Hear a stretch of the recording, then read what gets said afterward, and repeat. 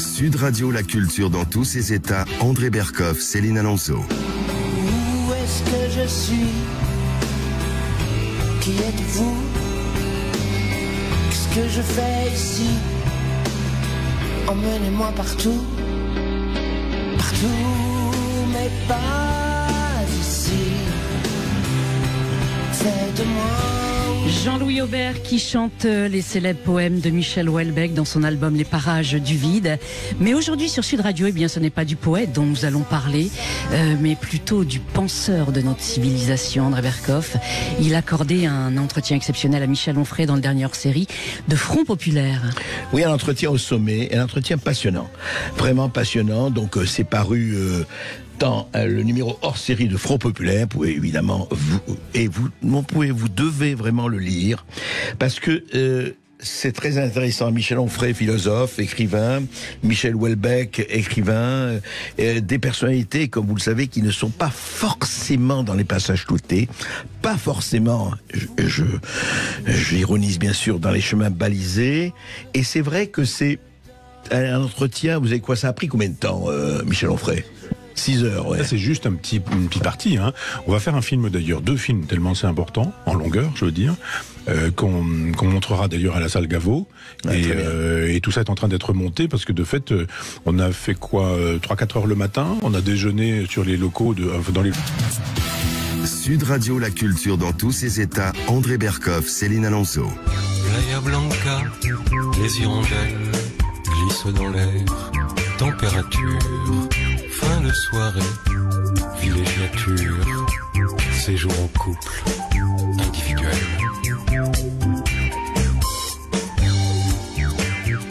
Michel Houellebecq qui chante Playa Blanca sur Sud Radio. Effectivement, on connaît l'écrivain, on connaît moins le chanteur. Il a un côté, Céline, il a un côté Grand Corps Malade. Ah oui, j'aime beaucoup. Écoutez, sincèrement, j'ai écouté cet album Présence humaine. Je ne le connaissais pas et je l'aime beaucoup en tant que chanteur. Je trouve qu'il a une voix très suave. Et bien aujourd'hui, André Berkoff, c'est pas du chanteur dont nous allons parler, mais de l'agitateur d'idées dont nous allons parler bien avec le philosophe Michel Onfray. Autre agitateur sulfureux. Exactement, qui nous fait le plaisir d'être notre invité aujourd'hui en direct sur Sud Radio jusqu'à 14h. Alors bonjour à vous Michel. Bonjour. Alors dans le dernier hors-série de Front Populaire, votre revue, eh bien, vous dialoguez avec Houellebecq sur des sujets qui divisent les Français, sur le déclin de notre civilisation, de l'Occident. Comment est née l'idée de cet entretien ? Je suis pas sûr que ça divise autant les Français. Je pense qu'il y a une petite mafia là de journalistes qui tient le haut du pavé, mais finalement ils sont minoritaires. Ils sont minoritaires et vociférants. Et c'est une minorité agissante, bavarde et vociférante qui donne l'impression que la France pense comme ça, mais la France ne pense pas comme ça. Alors l'idée c'est que nous avons un numéro trimestriel à chaque fois. Ça fait quoi, 4 x 3, 12, ça fait 4 par an, c'est ça. Et on a la possibilité de voir un numéro spécial qui soit hors série pour des raisons de diffusion, de distribution, etc. Et j'avais souhaité qu'on puisse faire un numéro spécial consacré aux civilisations régulièrement.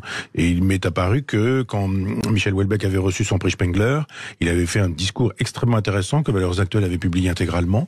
Et je m'étais dit, il est aussi penseur de la civilisation. Vous avez dit tout à l'heure qu'il était écrivain, etc. Moi, je dirais penseur aussi. Je dirais pas philosophe au sens systématique du terme. Oui, on peut dire qu'il y a une pensée Houellebecq. Il y a une pensée Houellebecq, c'est évident. Ouais. Et elle est vraiment de qualité, elle est extrêmement cohérente. Et je me suis dit, faisons un numéro autour de lui. Il a accepté le principe de cet entretien. On ne savait pas que ça partirait pour 6 heures. Et puis, un nombre de collaborations extrêmement intéressantes de plein de gens qui ont dit des choses très intelligentes dans ce numéro. Alors, vous commencez cet entretien avec lui en l'interrogeant sur l'effondrement de la France. C'est une évidence pour lui. Écoutons-le. À mon avis, la France ne décline pas plus que les autres pays européens, mais il y a une conscience du déclin en France qui est d'un niveau exceptionnellement élevé.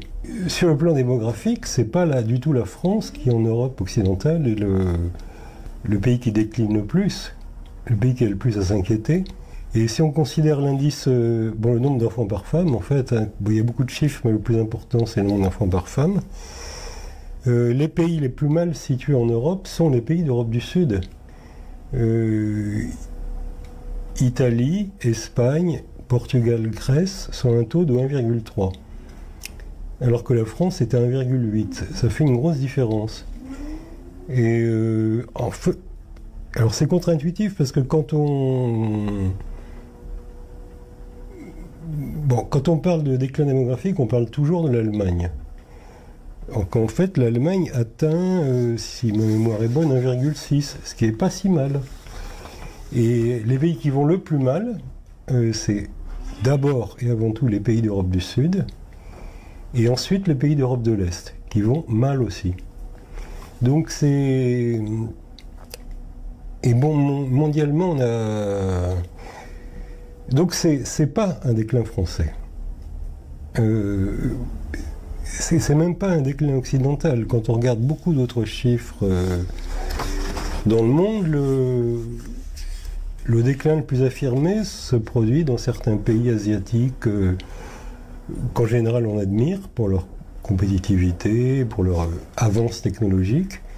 Donc le Japon, qui est déjà assez bas avec 1,4, mais pire encore la Corée, 1,2, Taïwan, 1,2, c'est très peu.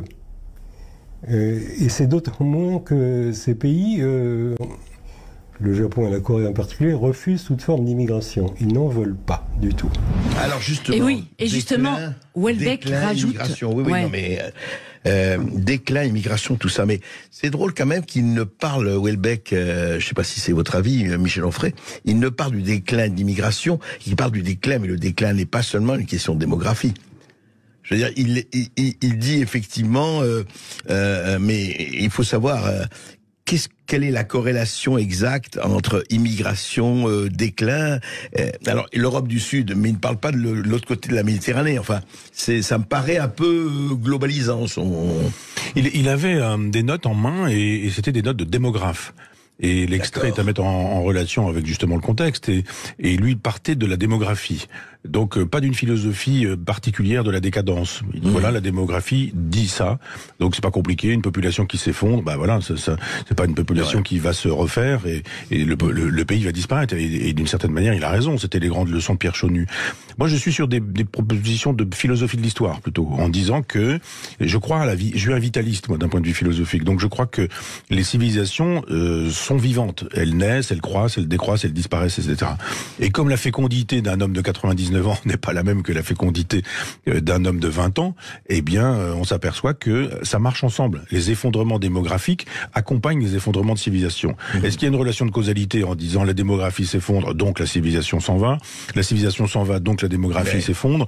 Je ne saurais dire de la poule et de l'œuf lequel a préexisté. Mais je pense que quand il y a un défaut de vitalité, je pense que c'est concomitant. Et que quand il y a un défaut de vitalité, effectivement, il y a aussi un défaut de vitalité dans le fait de faire ou de ne pas faire des enfants. Mais est-ce que c'est lié aussi à la religion qui s'effondre ? Ce déclin de la démographie. Alors, il y a effectivement, enfin, ça dépend quelle religion s'effondre. C'est-à-dire que la religion chrétienne s'effondre, le judaïsme dure et l'islam augmente. Par ailleurs, démographiquement, si on considère que les taux de natalité des pays asiatiques supposent qu'effectivement nous soyons dans des logiques où le taoïsme, ou le confucianisme, ou le shintoïsme sont des religions aussi qu'il faut prendre en considération. Donc, chez nous, dans une logique plutôt chrétienne, je dirais judéo-chrétienne mais chrétienne, effectivement, les taux de fécondité s'effondrent en même temps que la religion. Mais Diderot avait une façon de procéder qui était extrêmement intéressante. Il allait voir les producteurs d'hosties. Et il dit, voilà, il y a 30 ou 40 ans, voilà, les gens produisaient tant d'hosties, aujourd'hui ils en produisent tant. Donc évidemment, comme on mange moins d'hosties, on en vend moins, bah, ça veut dire effectivement qu'il y a une déchristianisation qui s'opère bien avant la Révolution française. C'est-à-dire c'est pas la Révolution française qui déchristianise, c'est la société qui se trouve déchristianisée en amont. Et là, on voit bien que c'est la déchristianisation qui rend possible à un moment donné ce type de révolution particulier qui a été 1789. Oui, mais en fait, pour revenir à ça, vous savez, vous disiez les civilisations s'effondrent, les empires s'effondrent, hein. Oui. Les empires romains, empire austro-hongrois, etc., etc., etc. Est-ce que c'est pas forcément d'ailleurs lié à la démographie? L'Empire romain, c'était pas lié à la démographie. L'Empire austro-hongrois, que je sache, n'était pas lié à la démographie. Ce que je veux dire par là, c'est que, au fond, vous partagez quelque chose, on le voit dans toute la première partie de l'entretien. Il y a un fond commun entre Houellebecq et vous, Michel Onfray, c'est qu'on se dit, il y a quelque chose, et on le constate, c'est vrai, c'est que la France, presque, en tout cas, n'a plus envie de la France. Certains, oui, mais certains disent, il faut surtout pas en parler. Vous savez, c'est le côté, dans un lycée du Gard, récemment, au moment de c'est extraordinaire. Il y a eu ça dans un lycée du Gard la semaine dernière, au moment de la demi-finale. Ils ont prévenu les parents que si les élèves venaient avec des drapeaux français, ils leur enlèveraient les drapeaux français. Il y a quand même cette espèce de, c'est du masochisme, c'est de là, c'est quoi?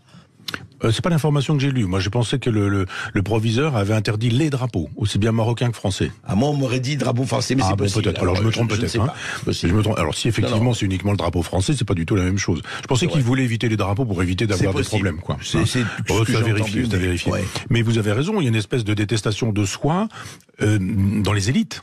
Et pas forcément dans la France profonde.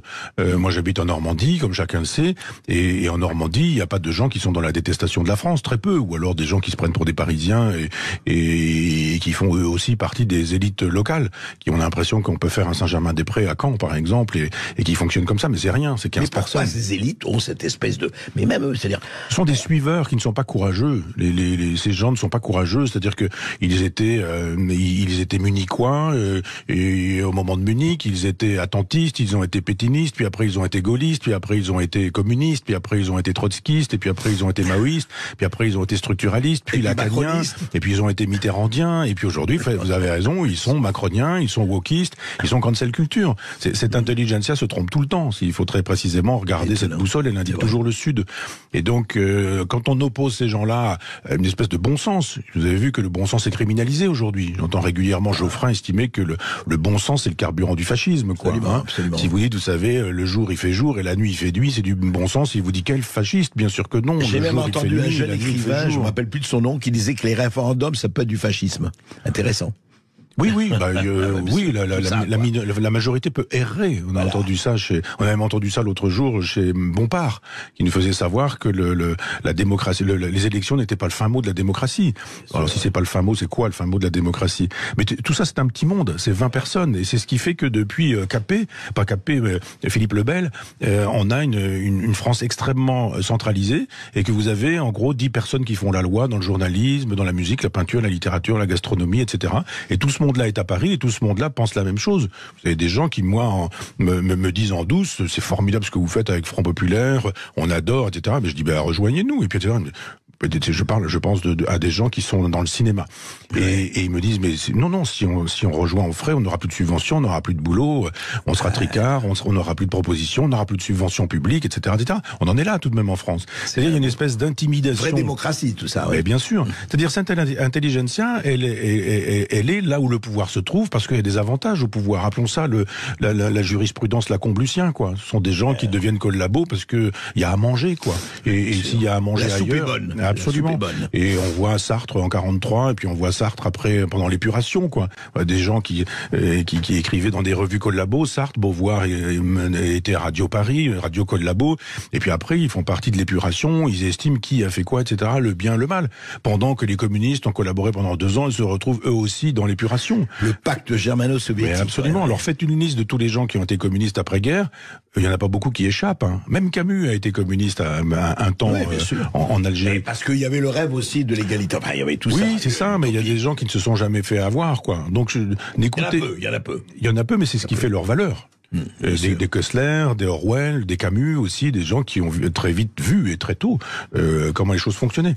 Donc effectivement, il n'y a que des avantages aujourd'hui à penser comme comme Askolovitch, à penser comme Demeurant ou tous ces gens qui nous expliquent comment il faut faire pour penser le bien, puisque finalement le bien c'est justement la haine de la France, la détestation de soi, le mépris de soi. Enfin, j'ai vu l'autre jour Leïla Slimani qui disait que elle n'a pas été elle s'est pas occupée de francophonie. Leïla Slimani, non, c'est Iseult qui a été nommée marraine de la francophonie. Oui. Ah oui, Leïla Slimani. Mais elle a fait savoir qu'elle espérait que le Maroc allait gagner contre la France.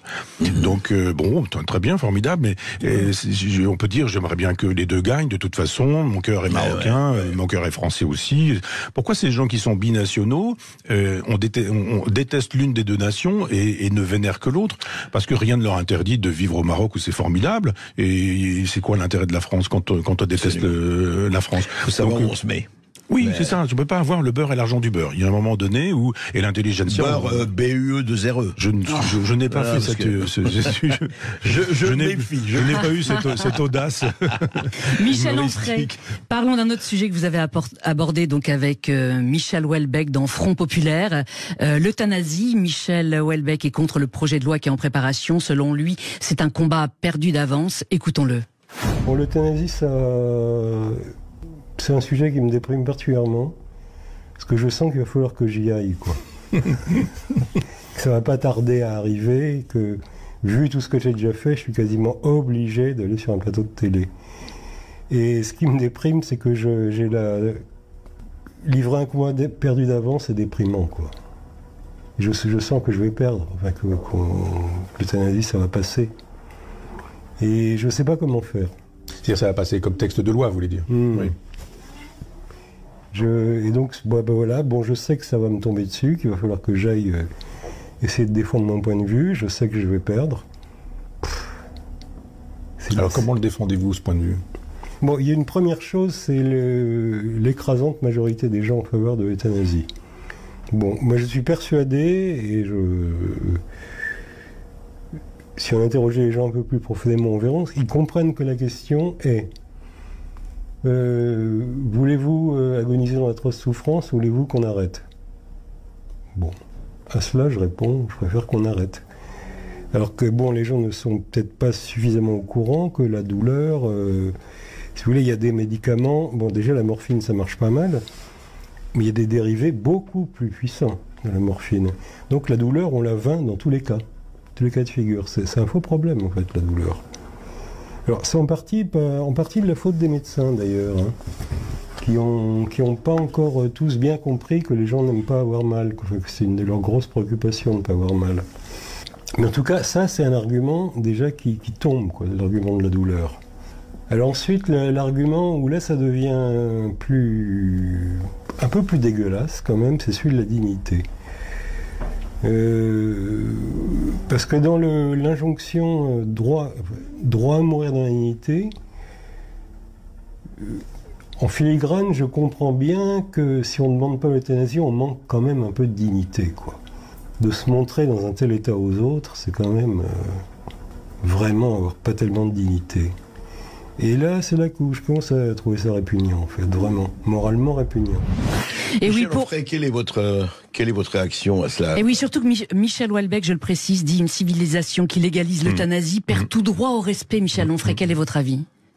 Non, moi je défends l'euthanasie. Je pense que le problème c'est pas pour ou contre l'euthanasie, c'est est-ce que on laisse l'euthanasie se pratiquer comme elle se pratique, c'est-à-dire de manière sauvage, ou est-ce qu'on l'encadre légalement? C'est ça le vrai débat. C'est pas pour ou contre.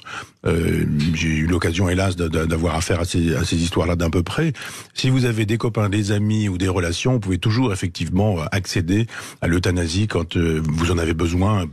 Parfois pour vous, ça sera peut-être mon cas un jour, mais pour des parents, des proches, des gens qui vous sont chers.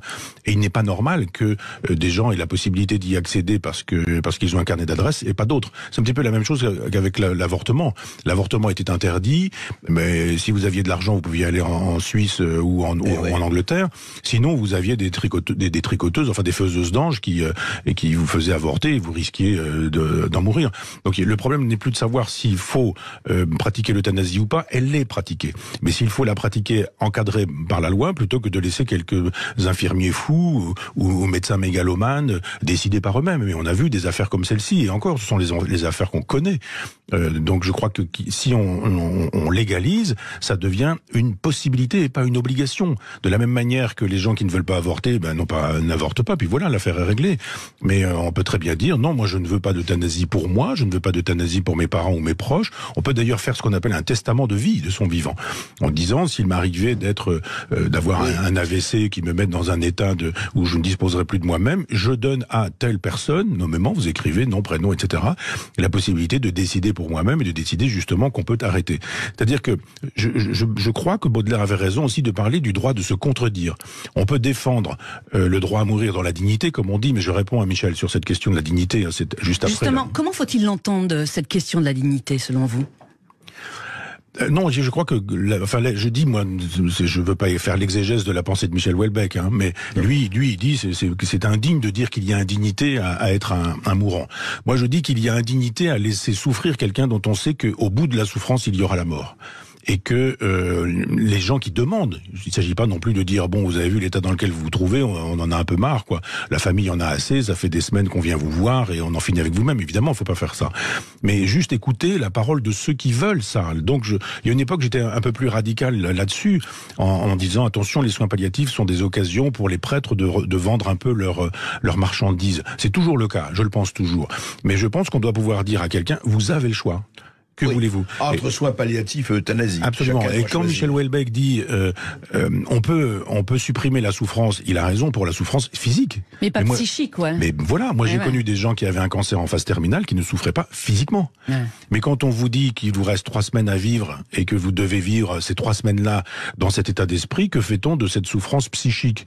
Alors on peut toujours dire, effectivement, on peut se trouver un peu abruti par un médicament. C'est un peu la loi Leonetti, le laisser mourir. Enfin bon, c'est pas très clair, c'est du en même temps. Donc je pense que ça doit être une possibilité éthique et je pense même que c'est presque un choix de civilisation un peu post-chrétien. Cette idée qu'il y a un pouvoir salvifique, comme disaient les chrétiens, c'est-à-dire qui vous sauve dans la douleur parce que vous imitez la passion du Christ. Il y a une réflexion à mener sur cette question de la souffrance. Pourquoi laisser souffrir des êtres dont on sait que leur vie ne sera plus qu'une immense souffrance avant leur disparition qui est évidente? Immense problème. Je crois qu'il faut en aborder d'autres maintenant. On se retrouve dans un instant sur Sud Radio avec Michel Onfray. On va parler d'autres sujets que vous avez évoqués avec Michel Houellebecq dans le dernier hors-série de Front Populaire. On va parler de l'existence de Dieu, du grand remplacement aussi, et aussi de l'islam. À tout de suite. Sud Radio, la culture dans tous ses états. André Berkoff, Céline Alonso. Mon Dieu, mon Dieu, mon Dieu, laissez-le-moi encore un peu, mon amoureux. Quelle sublime chanson d'Edith Piaf. Alors l'existence de Dieu, Michel Onfray. Vous en avez parlé avec Michel Houellebecq dans le dernier hors-série de Front Populaire, qui cartonne depuis sa sortie début décembre et qui fait couler aussi beaucoup d'encre. On va en parler dans un instant. Pour vous, il n'y a aucun doute, Dieu n'existe pas, Michel Onfray? Je vais vous donner un scoop. Si Dieu existe, mais c'est une fabrication des hommes pour pouvoir vivre avec des choses insupportables, c'est-à-dire avec l'idée qu'il va falloir que nous disparaissions. Nous arrivons sur Terre pour disparaître. C'est un peu notre destin. Nous sommes là pour perpétuer l'espèce. Individuellement, nous jouons notre partition. On a l'impression de la jouer librement, on ne la joue pas librement. Et puis, on s'en va vers le vieillissement. Et puis, la mort nous embarque. Et c'est ainsi. Et donc, on a inventé ce que Nietzsche appelait un arrière-monde, dans lequel on se dit, finalement, dans l'arrière-monde, il y a très exactement le contraire de ce qu'on vit ici. Je ne peux pas tout, je ne sais pas tout, je suis né, j'ai vécu, j'ai grandi, j'ai vieilli, j'ai disparu, etc. Prenez l'inverse de tout ça et vous avez Dieu. Dieu, il est omniprésent, il est omnipotent, il échappe au temps, il échappe à la naissance, il échappe à la mort, etc. Et ce à quoi, finalement, on parvient, c'est une espèce d'idole devant laquelle on se prosterne en disant « Donnez-moi ce qui me manque ».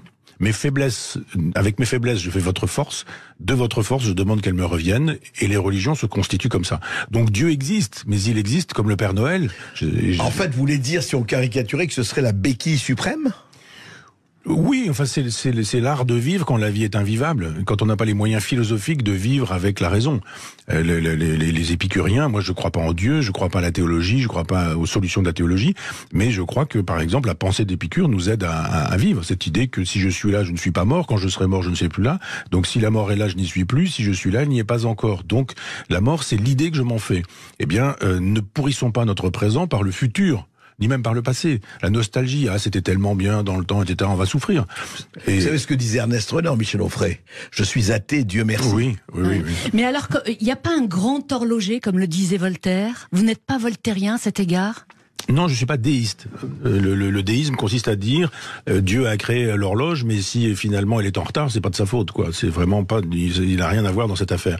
Non, je crois qu'il n'y a pas de Dieu. Alors après, il y a probablement des explications qui relèvent de l'astrophysique. Il y a des forces de la nature. Non, vous savez, quand il m'est arrivé de nager, par exemple, de faire un peu de plongée, enfin pas très loin, je suis pas très doué, mais je veux dire que quand je me retrouvais avec des animaux, avec des tortues, avec des poissons, des lamproies, des choses un peu, on se dit mais il y a une vie là sous la mer, et je me disais mais que pensent les poissons ? Ou quand je voyais une tortue qui grimpait et qui elle grimpait reprendre l'air à la surface et elle tournait le regard pour me regarder puis elle repartait. Il y a des moments très très étonnants comme ça. Et je me dis par définition la tortue ne peut pas savoir qu'il y a une vie en dehors de l'eau. Est-ce qu'ils ont une conscience ? Oui, il y a une conscience, c'est évident chez les animaux. Mais l'idée qu'il puisse y avoir un Airbus, un pilote, des gens dedans, 10 000 mètres d'altitude et que etc. C'est inconcevable pour un poisson. Ça paraît évident. Je pense que nous sommes dans la même situation et que nous ne concevons pas ce que sont les multivers ou les plurivers, ce que nous apprend aujourd'hui, par exemple, la physique quantique, pardon. Il faut faire une métaphysique quantique, mais je pense qu'il y a une multiplicité d'univers et que nous ignorons vraiment l'agencement de cette multiplicité. Et si un jour on découvre avec les astrophysiciens comment ça fonctionne, on donnera un nom à ça. On trouvera une force, on aura peut-être une formule du genre E égale MC2 et on pourra mathématiquement dire comment les choses fonctionnent. Pour l'heure, cette formule nous manquant, on appelle ça Dieu. Cela dit, Michel Onfray, c'est vrai que encore une fois, c'est comme d'ailleurs l'euthanasie. C'est une discussion sans fin, parce que ce qui est toujours intéressant, c'est que effectivement, beaucoup de gens, votre position, et qui est une position, enfin, qui est tout à fait légitime et rationnelle. Et puis, il y a des savants comme Einstein et beaucoup d'autres qui sont croyants, qui disent Dieu existe. Ce qui est intéressant, moi, ça m'a toujours fasciné. J'ai dit, d'un côté, voilà, des gens qui ont pénétré dans le cœur du réacteur scientifique, mais qui disent, ah oui, il y a autre chose. C'est quand même, c'est une contradiction millénaire, mais qui va continuer. Alors il y a une belle opposition chez Blaise Pascal, qui parle du Dieu des philosophes et du Dieu d'Abraham, d'Isaac et de Jacob. Et on pourrait imaginer le Dieu du prophète Mahomet, par exemple. Ça, ce sont les dieux de la religion, et c'est pas du tout la même chose que le Dieu du philosophe. Aristote nous disait, tout est en mouvement, et tout ce qui est en mouvement a été mis en mouvement par un moteur. Donc il y a un moteur au moteur du moteur, etc., etc. Et il dit, il y a un premier moteur immobile. Il y a un premier moteur qui se donne à lui-même le mouvement.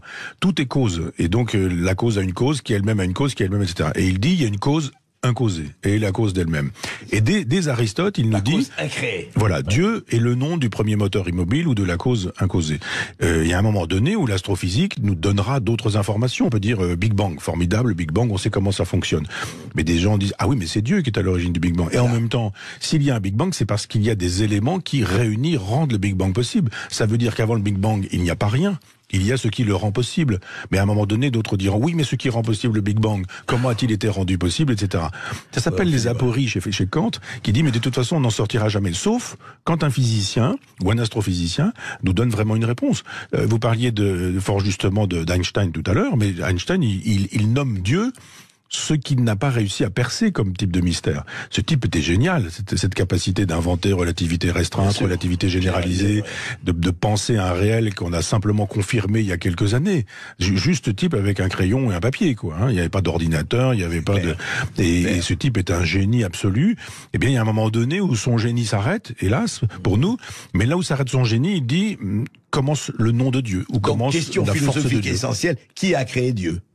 Oui, c'est-à-dire que moi je vous ai répondu en disant que c'est l'homme qui a créé Dieu à l'inverse de son image. Oui. En tout cas, tous les deux, vous êtes quand même d'accord avec Michel Houellebecq pour considérer que la religion est indispensable à la survie d'une société. On est d'accord ? Plus compliqué que ça. C'est pas faux. C'est vrai que c'est vrai qu'il faut une transcendance. Il faut une transcendance. Alors Michel Houellebecq y aspire un peu. C'est-à-dire que on le découvre dans cet entretien très optimiste, très dans l'attente de Dieu. Moi, pas du tout. Les réponses que me donne Lucrèce me suffisent. Et lui, on voit bien. D'ailleurs, il m'avait fait l'amitié d'un dîner à Caen. Il était venu me voir. Et on avait un peu parlé de soumission. Je venais de lui consacrer un livre, à ce livre. Et il me dit, ah, mais vous savez, moi, quand j'ai commencé ce livre, c'était une conversion au christianisme que j'avais en tête. Et il me dit, je suis allé dans une abbaye, et on n'avait pas le droit de fumer, il y avait des détecteurs de fumée, je me suis emmerdé, j'ai laissé de l'argent le lendemain, je suis parti beaucoup plus tôt que prévu. Et c'est devenu une conversion à l'islam. Et on voit bien, et puis je ne sais plus dans quelle, peut-être sérotonine, dans la dernière page, où il y a un personnage qui est en train d'enjamber une fenêtre, et on dit, mais il va faire quoi? Est-ce qu'il saute par la fenêtre, ou est-ce qu'il va se convertir? Donc il y a chez Michel Houellebecq une aspiration à calmer son sacré dans une religion qu'il recouvrerait, ou qu'il retrouverait. Je pense que je ne serais pas étonné par le fait que Michel Houellebecq puisse avoir la révélation d'un Claudel, par exemple, ou d'un Huysmans. Et sur un pilier Notre-Dame. Oui, absolument. Contre un pilier Notre-Dame. Et parce que je pense que lui, il est en quête de ça, moi pas. Ah oui. Alors justement, vous parliez de soumission. Son livre était sorti en 2015 et il avait annoncé donc en 2022 un président de la République musulman modéré serait élu en France, effectivement. Donc il s'est trompé. En revanche, non, pourquoi vous rigolez ? Il s'est pas trompé.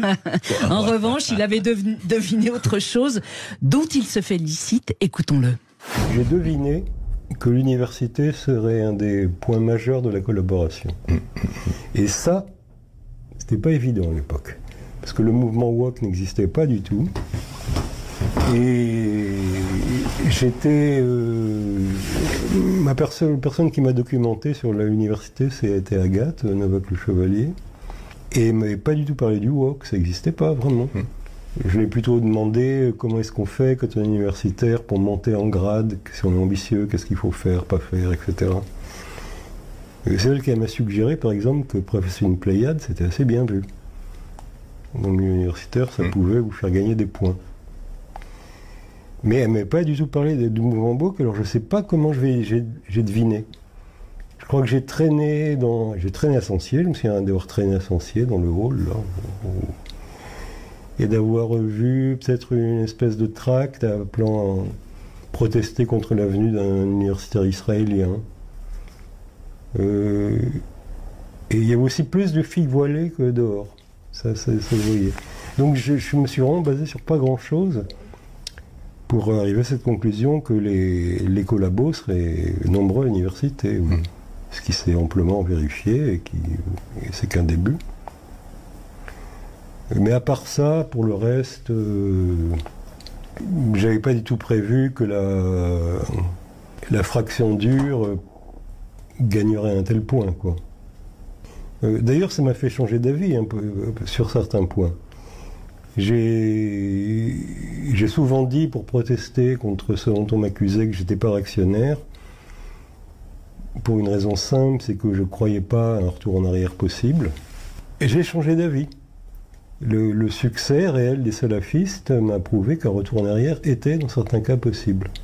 Ils ont réussi à retourner au 7e siècle, quoi. Ce qui est beaucoup plus tôt que ce que les plus réactionnaires nous proposent, quoi. Les plus réactionnaires proposent de retourner au 13e siècle, disons. Eux, c'est encore plus fort.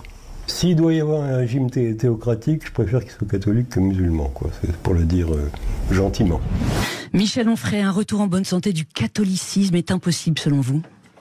Oui, parce que je parlais tout à l'heure d'un vieux monsieur de 100 ans à qui un médecin dirait mais moi j'ai les moyens de vous faire courir le marathon dans 3 mois. Ce serait un menteur, personne ne le croirait. Eh bien, on est dans la civilisation et dans l'état d'un centenaire un peu valétudinaire et je vois mal qu'on puisse le remettre sur pied pour en faire un marathonien. Ça, c'est une croyance. Je ne pense pas qu'on puisse restaurer une croyance. On peut instaurer un autre type de croyance qui peut procéder de la croyance ancienne.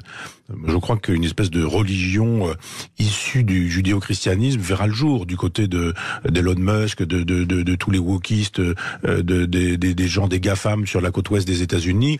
Ils sont en train de fabriquer une religion un peu facile, un mélange d'évangélique et de New Age, de bouddhisme et de religions diverses et multiples. Enfin, on fait une espèce d'écuménisme, on croit à un au-delà, une survie après la mort, on mange plus de viande, on est vegan, on croit que l'âme des animaux, etc., etc. Honnêtement, Michel Onfray, moi je ne crois pas beaucoup à ça. La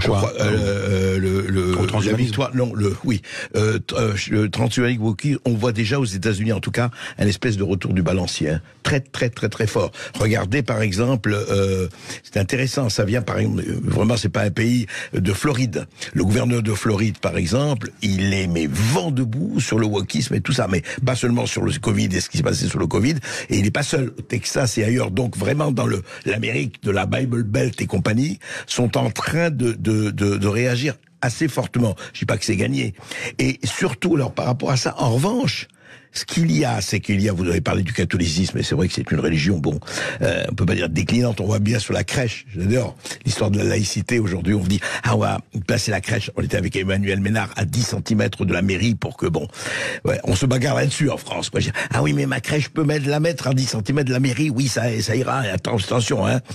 Et là, en revanche, sur Onfray et sur Houellebecq, et ce qu'il disait, il dit, j'avais pas deviné ça, mais j'avais deviné qu'il se passait quelque chose, et les femmes voilées et tout ça. Et pour vous, aujourd'hui, est-ce que c'est ce que disait Malraux, l'islamisme, le communisme du désert? Est-ce que ça, en revanche, ça va avoir son heure de gloire encore plus fort que maintenant?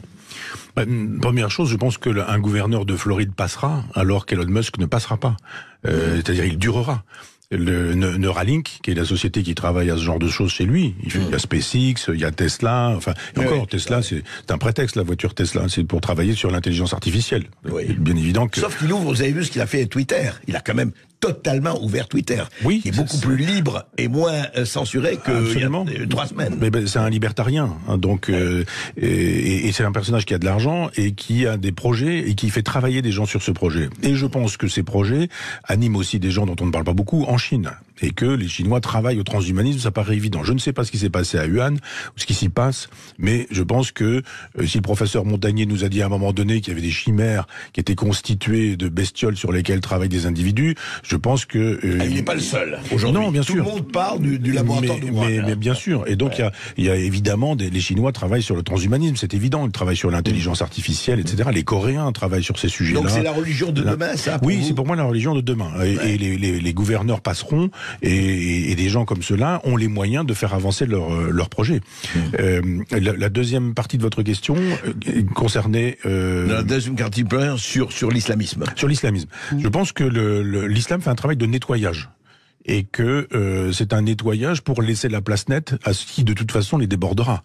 C'est-à-dire que que va faire l'islam avec la côte ouest des États-Unis? Que va faire l'islam avec les GAFAM? Quel projet l'islam a-t-il à l'endroit des GAFAM pour lui résister? Pas du tout. On voit bien que l'islam est dans une perspective de radicalité spirituelle, mais qu'ils n'ont pas des propositions alternatives. Spirituelles et actives. Je dis spirituelle, religieuse, politique, dans la perspective de l'islam. Hein, et vous dites que par rapport à cette force, ce tsunami, je dirais, informatico-gafamien, il n'y a pas de réponse. Pour l'islam? Oui. Non, je pense que l'islam est sur un territoire qui est celui de l'Europe et que l'Europe est morte, l'Europe est terminée pour moi, mais qu'aux États-Unis ils ne font pas la loi. Et que sur le domaine planétaire, avec là où est l'argent, là où est l'argent, ils ne font pas la loi. C'est-à-dire que les GAFAM se moquent des musulmans, les Chinois se moquent des musulmans, les Indiens se moquent des musulmans. Tous ceux qui travaillent à la question du transhumanisme, c'est pas leur problème. Et d'ailleurs, il y a des musulmans qui travaillent chez eux, qui sont des musulmans totalement occidentalisés, des gens qui vivent à la mode américaine, même si éventuellement ils boivent du coca et pas du vin, et puis ils font l'économie du porc en étant véganes. Je pense qu'il y a une élite musulmane, mais qui ne vit pas comme on vit, je sais pas, au Maroc ou en Tunisie aujourd'hui, ou en Iran ou au Pakistan par exemple, mais qui vit de manière très occidentalisée et qui d'une certaine manière n'a pas envie d'une théocratie planétaire. Ce sont des gens qui réservent l'islam à leur vie privée, qui n'embêtent pas leurs voisins, parce qu'aux États-Unis, vous savez mieux que moi, ça fonctionne comme ça, et il n'y a pas de désir impérialiste de l'islam aux États-Unis, car c'est une civilisation forte, contrairement à ce qu'on dit. Oui, absolument, et puis il n'y a pas de majorité, etc. Juste un mot par rapport à ça. Donc, la soumission, au-delà du livre de Houellebecq, qui avait fait le bruit que l'on sait, la soumission, elle est réservée à l'Europe, si j'ai bien compris. Oui. J'ai beaucoup dit que quand on voulait faire l'analyse des effondrements de civilisation, il fallait arrêter d'aller chercher du côté de Rome. C'était trop compliqué. On avait beaucoup écrit là-dessus. Pardon. On avait beaucoup écrit là-dessus, et qu'en fait il valait mieux aller voir du côté de Victor Ségalen et d'un livre qui s'appelle Les Immémoriaux. Et les Maoris sont des gens qui racontent, le chef des Maoris raconte pas les civilisations, mais les généalogies. Machin, fils de bidule, fils d'un tel, etc., etc. Et puis à un moment donné, il s'arrête, il a oublié les généalogies. Ouais. Et d'un seul coup, effroi dans la tribu, on se dit, il a perdu la mémoire du passé. Eh bien, Ségalen nous dit, les chrétiens peuvent arriver avec leur bateau. C'est terminé. Ce ne sont pas les chrétiens qui détruisent la civilisation maori, ce sont les Maoris qui, pour ne pas avoir été soucieux de leur propre civilisation, ont rendu possible le colonialisme de l'Occident. Et bien là, c'est exactement la même chose. C'est-à-dire que nous avons des chefs d'État, vous disiez tout à l'heure qu'il s'était trompé sur le fait qu'il avait prévu un chef d'État musulman. J'ai dit en plaisantant, est-ce que vous êtes sûr qu'il se soit vraiment trompé? Macron n'est pas évidemment musulman, ceci dit, il est très islamophile. C'est-à-dire que c'est toujours une religion de paix, de tolérance et d'amour. Quand il y a un terrorisme islamiste, c'est jamais du terrorisme islamiste. Ça a à voir avec des dégénérés, des gens qui sont des malades mentaux, des gens qui étaient alcooliques, des gens qui étaient suivis par des psychiatres, etc. Il y a toujours une minimisation, sauf quelques discours etc. Mais en revanche, quand il s'agit de détester la France, il est toujours là.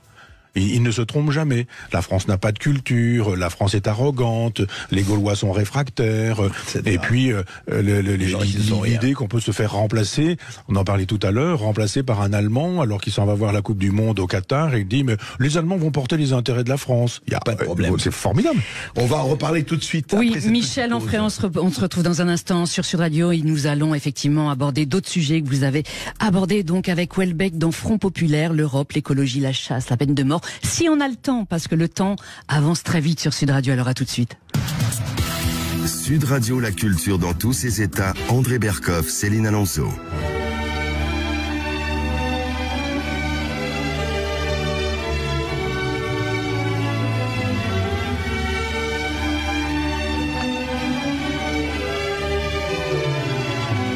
Et oui, l'hymne européen sur Sud Radio, l'Europe, Michel Onfray, ce sujet qui fâche. Eh bien, vous en avez parlé avec Michel Onfray dans le Michel Houellebecq, pardon, dans la dernière série de votre revue Front Populaire. Vous êtes contre l'Union européenne. Pour quelle raison? Expliquez-nous. Oui, contre l'Union européenne libérale. D'ailleurs, en écoutant là, vous envoyez l'hymne, et je m'aperçois que c'est un hymne d'un compositeur allemand avec des paroles de Schiller, qui est aussi un deuxième allemand, quoi. C'est-à-dire que nous avons choisi comme hymne européen un hymne allemand. On aurait pu un musicien allemand, un compositeur allemand, et donc ça aussi, ça aurait dû faire signe. Enfin, donc, parenthèse fermée, je suis contre l'Europe libérale. Je suis pas contre l'Europe. D'ailleurs, en France, je n'ai jamais vu de gens opposés à l'Europe. Je vois des gens qui sont opposés à la formule libérale de l'Europe. Mais moi, je défends une Europe des nations, une Europe gaulienne. La possibilité pour les nations de rester souveraines et de travailler dans une logique contractuelle. Vous avez vu, la Pologne achète des avions aux États-Unis, l'Allemagne fait exactement de même. Donc, oui. Et donc, on se dit, mais c'est quoi cette Europe où les pays, normalement, devraient donner de la fameuse priorité européenne et donnent la priorité américaine? C'est bien la preuve que cette Europe, elle est américaine. Michel Houellebecq, il est pour le Frexit. Ouais. Oui, et on est au moins deux. Dans cet entretien, on était deux, et on était... aujourd'hui, c'est l'interdiction absolue. Vous pouvez dire pas mal de choses, mais si vous dites que vous êtes pour le Frexit, alors là, pour le coup, vous êtes privé de services publics, et vous êtes traité de tous les noms, parce que vous touchez au Grisby. Mais selon lui, c'est clair qu'aujourd'hui, on le perdrait, ce Frexit. Vous touchez au Grisby. Je crois que si vraiment il y avait une pédagogie avant le débat et avant le choix, les gens commenceraient à comprendre que depuis 30 ans, il s'agit plus de juger une idée, mais de juger une réalité. Oui. C'est-à-dire qu'au moment du traité en 92, c'était la belle idée européenne qu'il fallait choisir, sinon on était un sale fasciste. Aujourd'hui, on leur dit, bon, vous avez eu 30 ans de liberté pour réaliser votre projet, est-ce que vous êtes content de tout ça? On devait supprimer la misère, la pauvreté, la guerre, le racisme, la xénophobie. 30 ans plus tard, il n'y a plus de misère, de pauvreté. Et je pense que les gens de bon sens diraient non, effectivement. Puis les gens ont bien compris que un euro devenant un franc, ou un franc devenant un euro, il y avait quand même eu une augmentation du niveau du coût de la vie, contrairement à ce que racontent les économistes et les prétendus économistes défenseurs de cette Europe. Et il y a une vraie misère, une vraie pauvreté qui s'est abattue sur les gens les plus simples et les plus modestes. Eh bien, à suivre, et en attendant, lisez le Front Populaire, Onfray Houellebecq, ça vaut vraiment le détour. Et oui, Michel Onfray, merci d'être venu sur Sud Radio. Effectivement, je rappelle que le hors-série de Front Populaire Houellebecq-Onfray, la rencontre, est actuellement en kiosque, et qu'un documentaire est né de ce face-à-face exceptionnel, et une projection unique aura lieu le 15 janvier à 17h30, salle Gaveau à Paris. Et après la diffusion, chers auditeurs, eh bien, vous pourrez assister à un échange avec Michel Onfray et Stéphane Simon, les deux cofondateurs de cette revue. Pour vous inscrire, eh bien, rendez-vous dès à présent sur frontpopulaire.fr. Tout de suite sur Sud Radio, c'est Brigitte Lahaye. Belle après-midi. Bonjour, c'est Gilles Gonzman. Je vous souhaite des joyeuses fêtes.